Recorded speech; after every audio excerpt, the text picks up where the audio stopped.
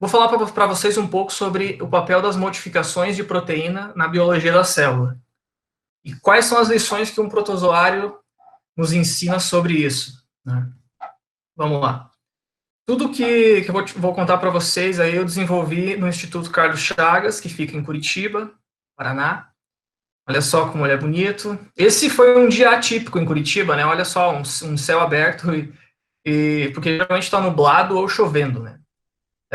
Então esse é um momento raro, um momento único. Quem fotografou esse momento está de parabéns. E é o local onde eu estou desde 2015, onde eu ingressei no mestrado, e em 2017 eu também ingressei no doutorado. Vou mostrar para vocês um pouquinho disso. Vou começar falando aqui, não teria como não começar falando sobre biologia molecular sem mostrar esse quarteto aqui. Eles são responsáveis pela descoberta da estrutura do DNA. E, mais do que isso, como que o DNA carrega a informação e transmite essa informação através da replicação. Então, foi um paper de 1953 que foi crucial, mudou os rumos da biologia, né?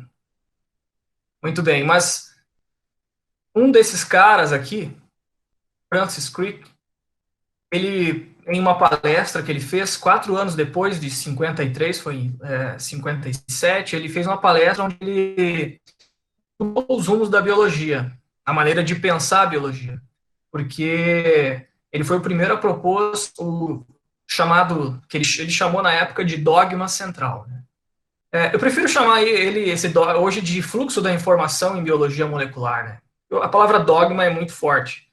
Como se viu depois, existem algumas exceções, mas a essência da ideia de Crick continua a mesma. E ele disse nessa palestra que a informação saía do DNA, passava por uma molécula intermediária, o RNA, e ia até ser sintetizada em proteína. E nunca o inverso. E ele estava corretíssimo em relação a isso. Hoje, sabe-se que em biologia molecular funciona dessa maneira. Em quase todos os organismos vivos, esse é o fluxo da informação. Existem algumas exceções em alguns vírus, em alguns organismos, mas esse fluxo da informação é basicamente universal. Certamente Darwin ia ficar muito feliz se soubesse disso, né?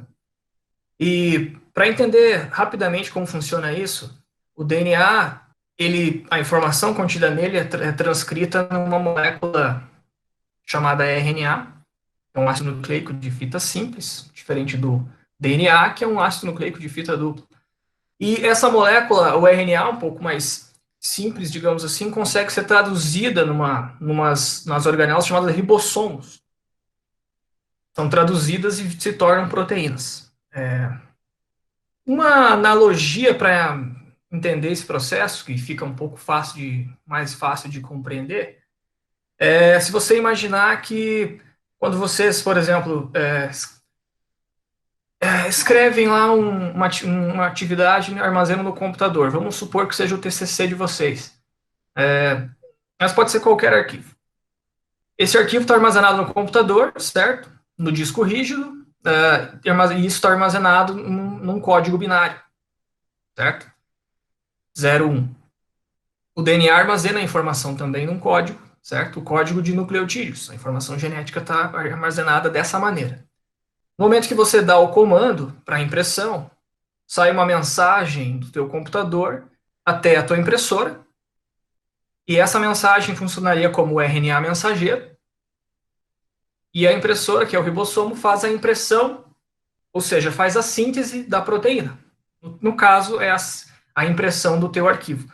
O arquivo seria a proteína e as letras contidas nesse arquivo seriam os aminoácidos dessa proteína. O fluxo da informação em biologia molecular se tornou alvo de grandes áreas de estudo, as tecnologias ômicas.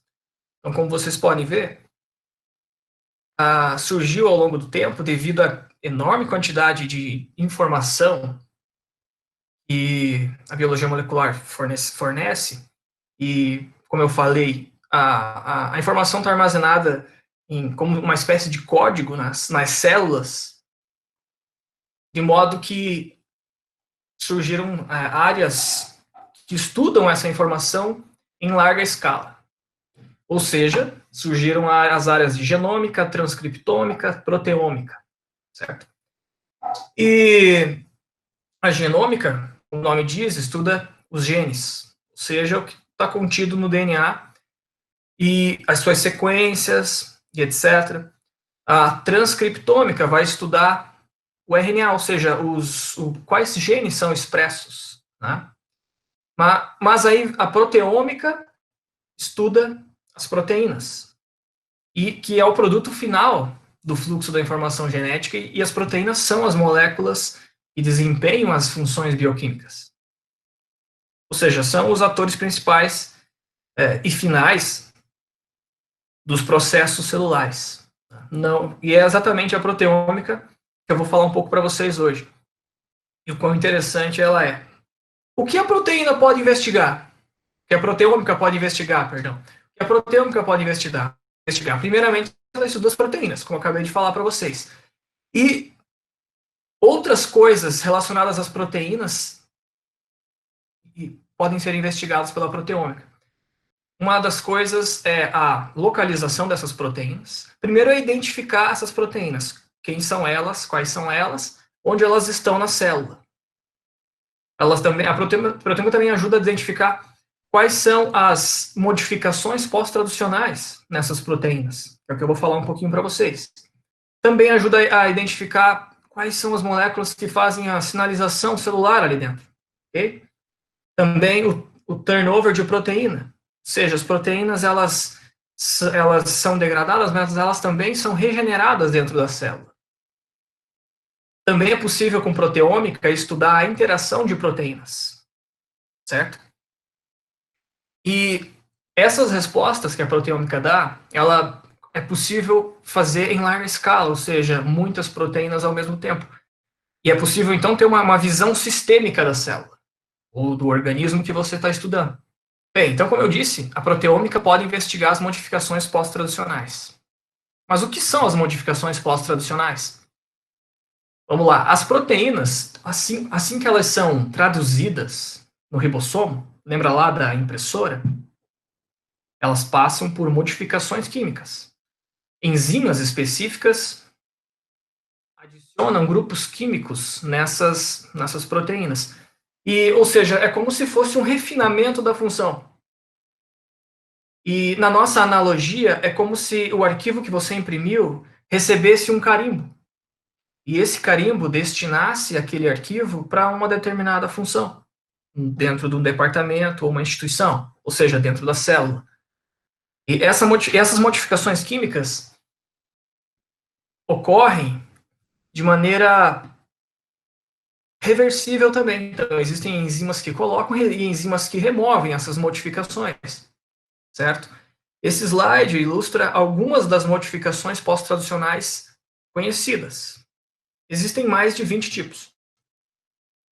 Uma das principais é a acetilação e a fosforilação. Fosforilação é uma modificação que está muito presente nos livros texto, como Leininger ou o Dessel, o Alberts, como uma das modificações que desencadeiam a sinalização, cascatas de sinalização. E a gente vai ver que essas modificações elas são cruciais na célula, no efeito que essas proteínas vão ter e na biologia da célula. Algumas das funções eu trouxe aqui para vocês.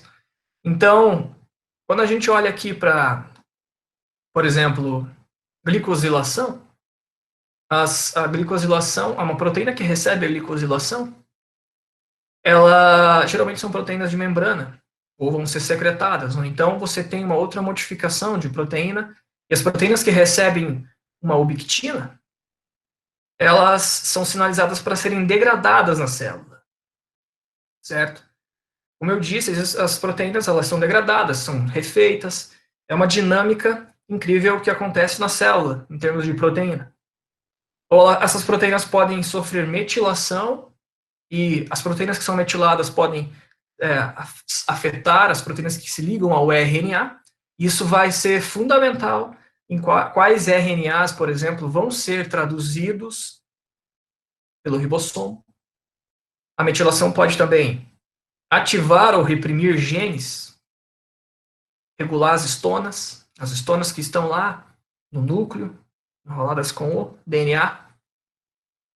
A acetilação pode ativar genes ou pode regular estonas também. Como eu já disse, a fosforilação pode afetar cascatas de sinalização. Enfim, as modificações pós-traducionais afetam a função das proteínas e, por consequência, vão afetar as funções da célula, certo? Agora, como identificar e analisar várias proteínas modificadas ao mesmo tempo? Muito bem, uma das maneiras de fazer isso é por proteômica baseada em espectrometria de massas. Essa foi a reação que eu tive quando comecei a aprender um pouco sobre isso.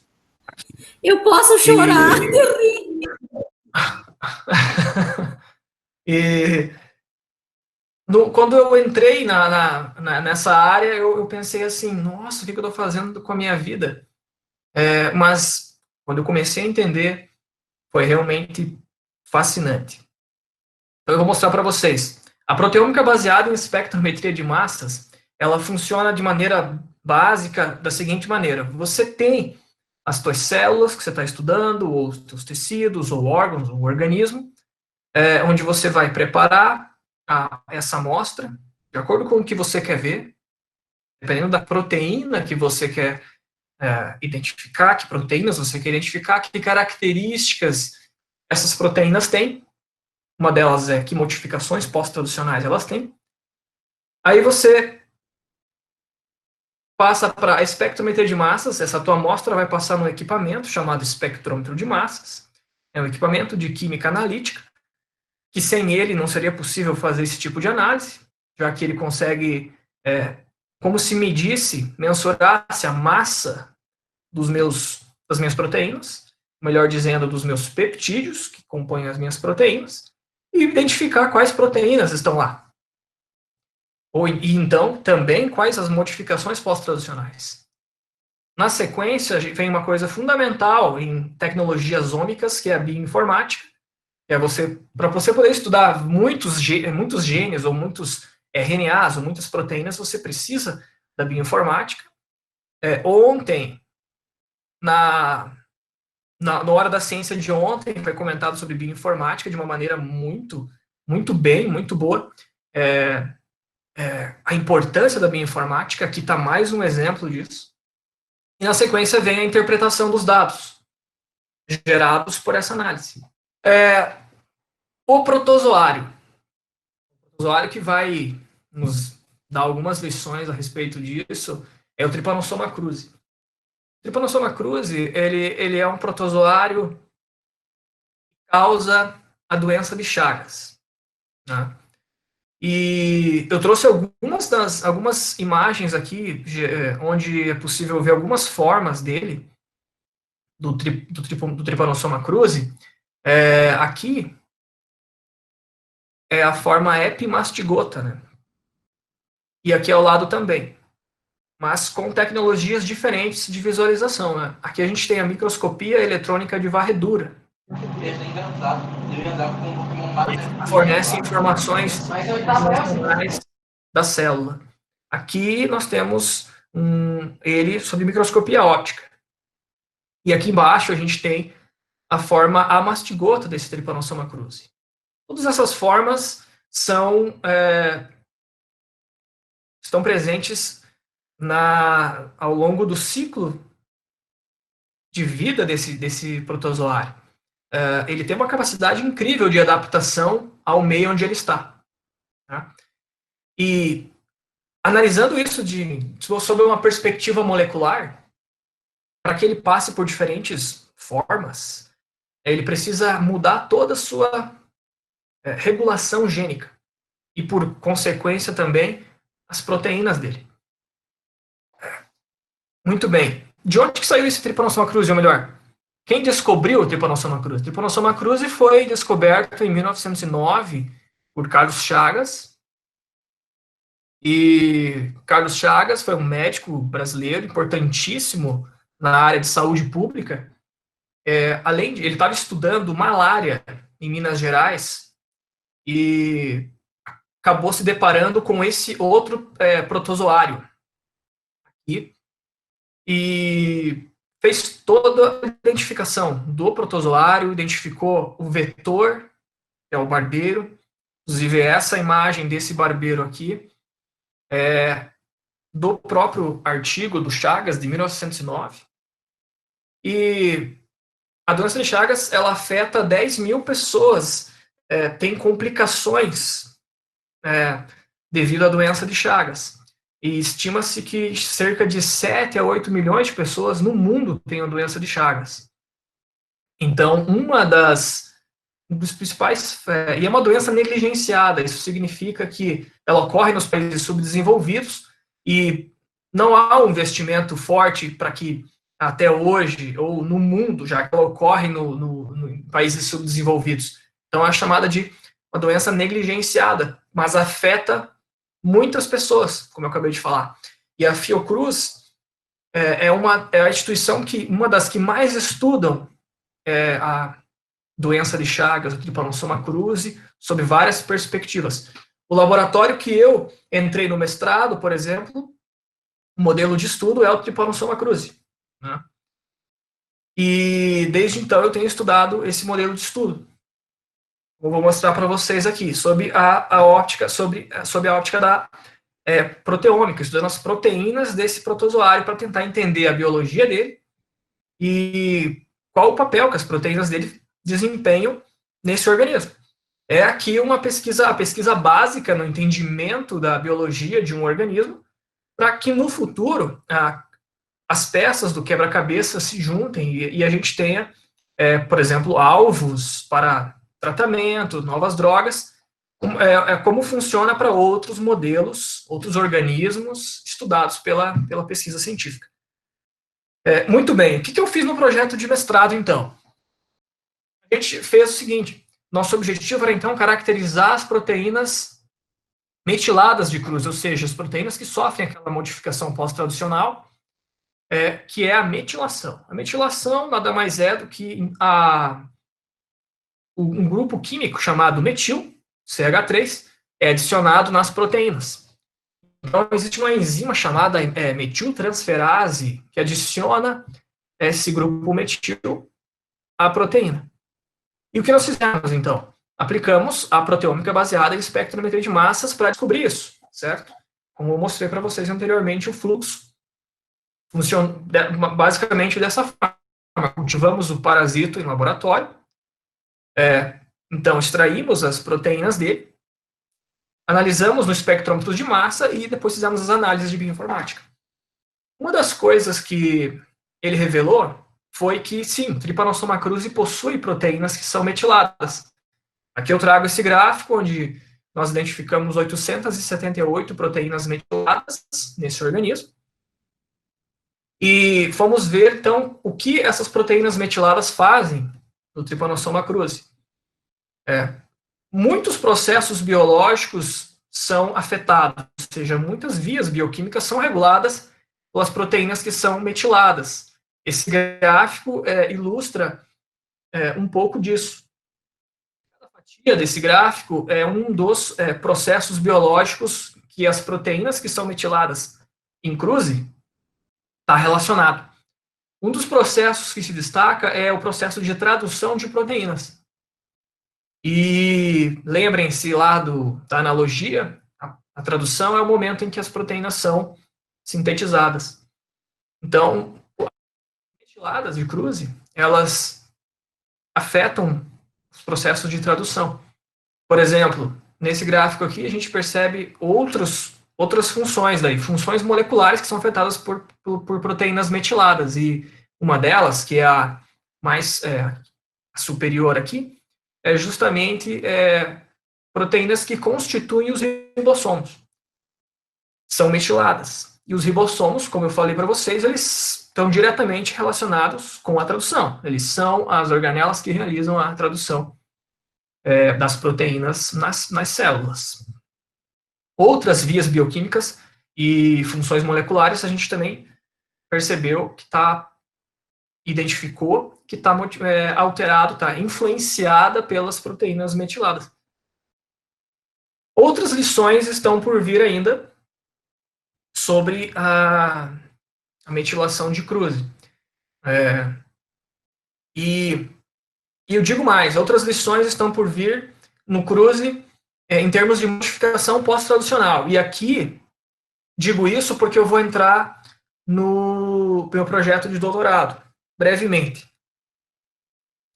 Meu projeto de doutorado consiste em caracterizar as modificações pós-traducionais das histonas de cruze. As histonas são proteínas que estão no núcleo, onde o DNA está enrolado.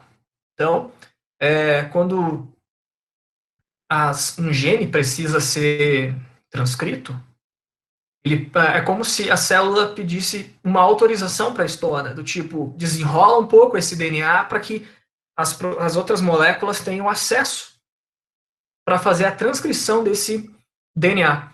Então, é o que se chama de epigenética.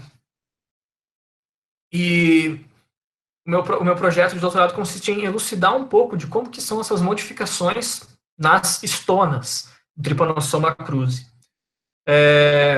Então, essa imagem aqui, superior, ilustra, por exemplo, a cromatina. Quando a cromatina é o conjunto entre o DNA e as proteínas. Que proteínas? As histonas. Na imagem mais superior, a gente percebe aqui que a cromatina está bem condensada, ou seja, bem junta.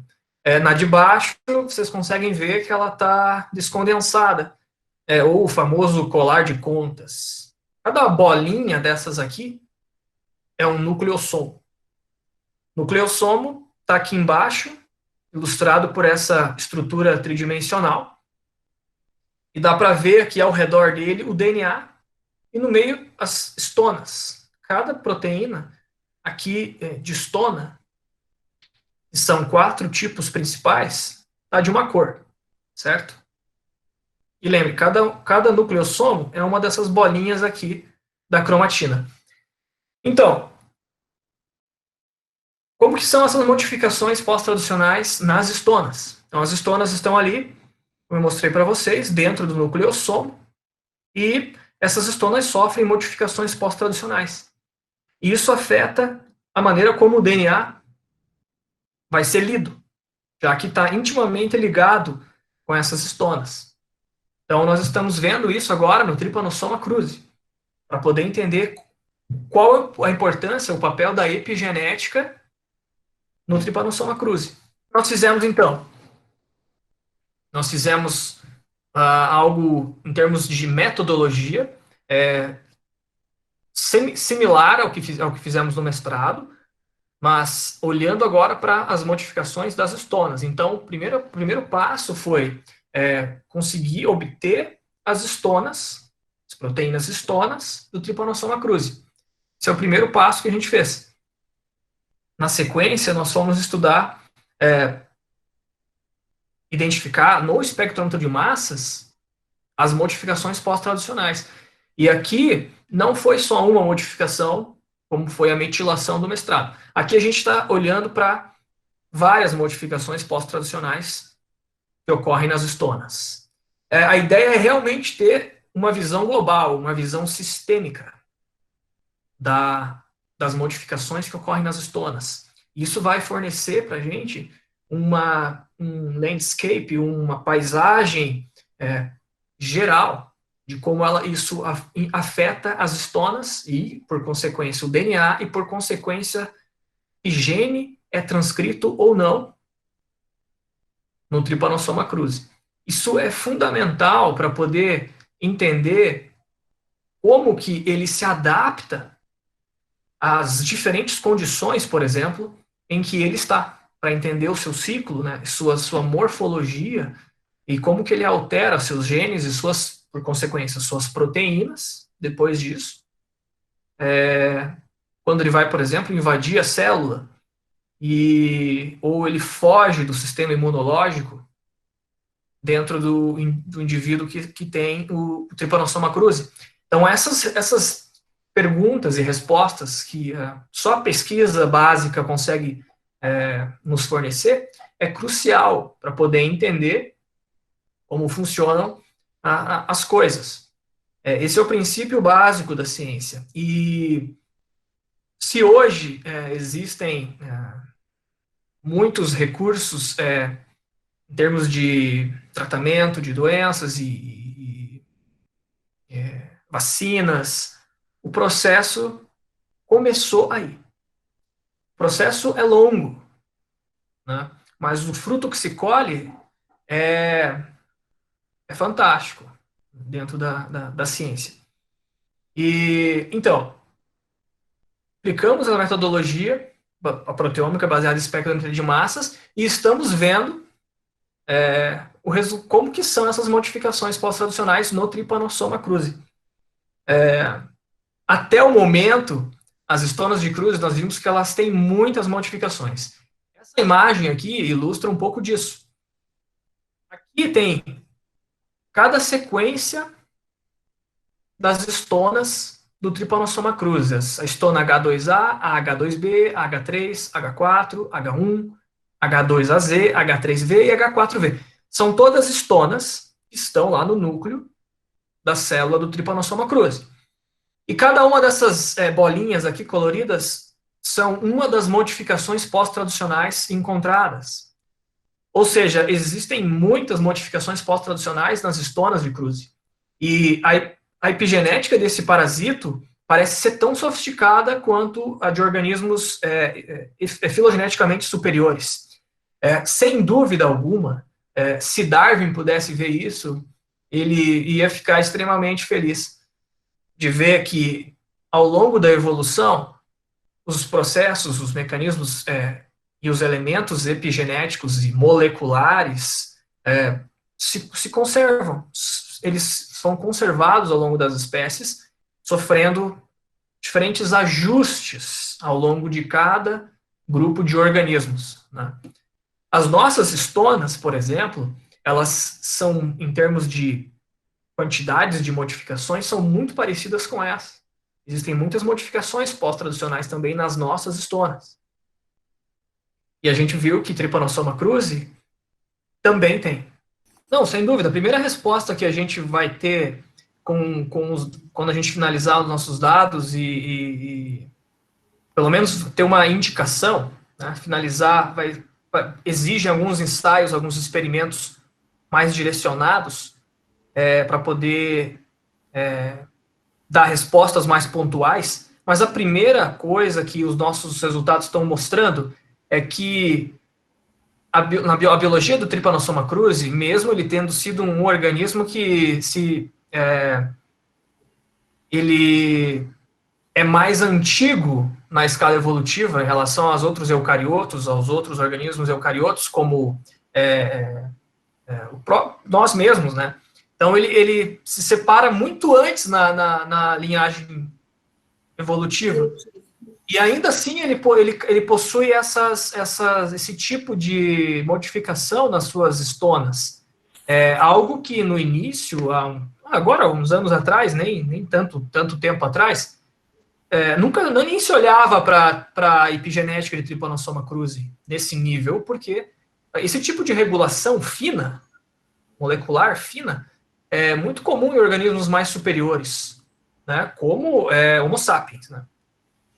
Mas não tão comum, ou não se sabia que tinha, em organismos nessa escala, me refiro nessa escala grande, em organismos como o Trypanosoma cruzi. Então, em termos de conservação de características moleculares, isso mostra que quanto que essas funções, que são funções chamadas de housekeeping, que são aquelas essenciais para uma célula, elas já existem há muito tempo, né? Enfim, são respostas que a gente vai começar a responder. E se a gente vai poder extrapolar para outro organismo, a gente vai precisar primeiro fazer estudos mais direcionados. Então, estudar uma estona, algumas dessas modificações de uma estona específica, e, em paralelo, também fazer o estudo numa célula humana, por exemplo, ou um outro organismo, para ter essa comparação. Então, existe uma classe de drogas que se chama drogas epigenéticas, ou que são exatamente isso, são drogas que bloqueiam as enzimas que fazem essas modificações, ou que leem essas modificações. Então, existem as drogas epigenéticas para alguns tipos de protozoários patogênicos, já existem. Para algumas delas, mas elas nem sempre são tão eficientes, funcionam tão bem, porque o mecanismo é complexo. Então, geralmente esses parasitos conseguem uma maneira de escapar do sistema imunológico. É impressionante o que eles fazem, sabe? Aqui, acho que a primeira foto, uma das primeiras ou fotos que eu tenho lá no laboratório professor Glauber, onde eu comecei a aprender a biologia molecular e até mesmo já era estudo com Trypanosoma Rangeli, Trypanosoma cruzi, e do meu lado estão dois colegas, a Raquel e o Eldes, e foi aqui o início, né, digamos assim. Uma das coisas que eu falo, e eu acho extremamente importante que os alunos saibam a importância da iniciação científica. Acredito que já foi comentado em alguma hora da ciência aqui, mas ela é crucial para o ingresso do novo cientista. Ele vai começar a aprender a pensar como cientista, a resolver problemas como cientista e se deparar com como é fazer ciência na iniciação científica ou algum estágio que você faça. E eu me refiro aqui à biologia molecular, mas a iniciação científica em qualquer área, né, da biologia, ela é fundamental. Então, se vocês puderem, façam iniciação científica, façam estágios em diferentes áreas, se for possível. Na biologia molecular, na botânica, na zoologia, na ecologia, para que vocês vejam como funciona na prática e o que você pode fazer como profissional. É assim que se aprende ainda mais sobre a nossa profissão. E toma-se decisões para o futuro, né? O que você vai fazer no futuro também. Além disso, você aprende a pensar. E o aprender a pensar como um cientista é fundamental. Isso você vai carregar para a vida inteira. Saber resolver problemas, ser uma pessoa resiliente, é uma das coisas que a ciência e ter seguido esse caminho me proporcionou. Então, essa é uma das mensagens que eu quero deixar para vocês. Mas vamos lá. Essa aqui é uma das fotos do aula campo, para vocês verem a minha alegria. Como eu gostava de aulas no campo, eu estou aqui sorrindo e comendo amendoim. Para que os professores que estão aí não fiquem bravos comigo, eu gostava assim. Olha só como eu estou feliz nesse outro momento aqui. Rafa, tu comeu todo amendoim naquele dia.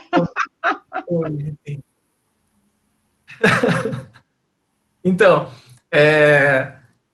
esse dia aqui foi muito bom, essas aulas aqui onde a gente ficava capturando morcego e checando armadilha, era realmente muito bom. Eu tenho muita saudade dessa época, saudade dessa turma aí. Era muito bacana mesmo. E aqui, essa aqui, se eu não me engano, foi a foto do último dia de aula. Olha só como está todo mundo feliz. Eu estou sorrindo ali porque eu ainda não sabia o que eu ia encontrar no mestrado e doutorado. É por isso que eu estou rindo. Sim, Rafa, foi do último dia de aula, sim.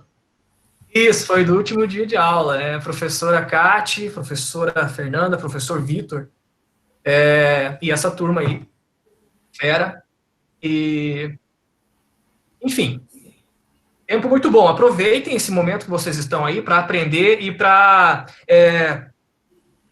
formarem amizades muito boas, que vão durar para o resto da vida. Façam isso. É um momento único. Aproveitem o máximo esse momento, que é o momento da graduação. Eu acho que é isso. Eu quero agradecer imensamente à UNOESC pela minha formação como biólogo e agradecer aos professores, todos os professores que eu tive, e aos que estão aqui nessa live, agradecer pessoalmente, diretamente. Que fofo! Vocês foram fundamentais para a minha formação, e se hoje eu estou onde eu estou, isso foi crucial, com certeza, tenho certeza. E agradecer também aonde eu estou, desde o mestrado, que é a Fiocruz, o Instituto Carlos Chagas, aqui em Curitiba, que me permitiu continuar na área acadêmica e permite fazer essas pesquisas incríveis. Eu acho fantástico. Bem, é isso, pessoal.